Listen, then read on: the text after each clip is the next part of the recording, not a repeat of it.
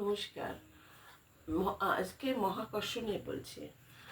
মহাকর্ষ হচ্ছে মহাকর্ষ এক এক বস্তু আর এক বস্তুকে আকর্ষণ করে।